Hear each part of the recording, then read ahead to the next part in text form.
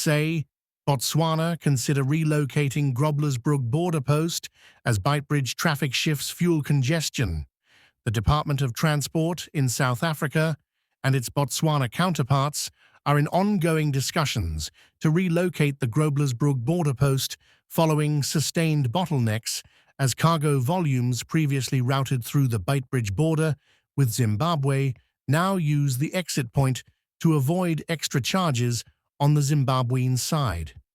The bottlenecks, heightened by a spike in demand for acid at mines in the Democratic Republic of the Congo, DRC, and Zambia, have resulted in an increase of dangerous cargo hauliers heading to the border.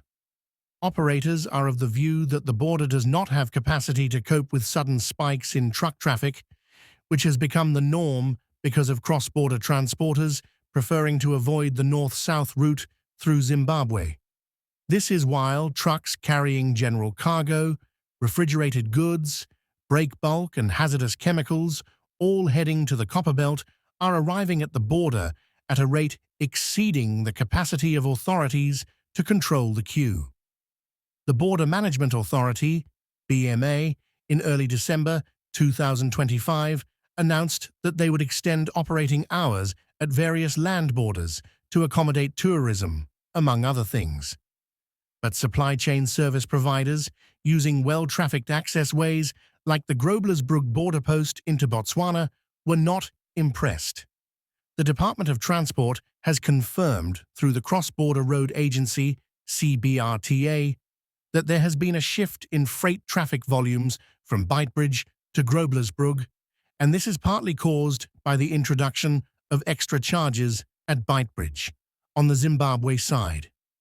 Departmental spokesperson Amanda Hlalini on Monday said the shift had caused a significant traffic increase at Groblersbrug, which is now being increasingly used as a transit port to the rest of the region.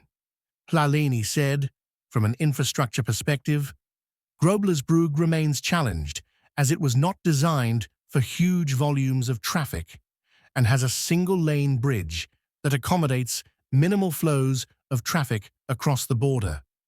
She said, the infrastructure issue remains the biggest challenge that leads to congestion and delays at the port. And if there are heavy rains, the port often floods, which then compels the border to be closed for weeks.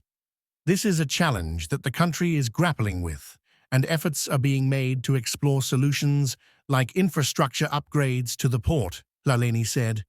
The Republic of South Africa, through the Department of Transport, has been in discussions with the Botswana counterparts under the leadership of the two honourable ministers to explore a long-lasting solution to this challenge, and that includes exploring the relocation of the port.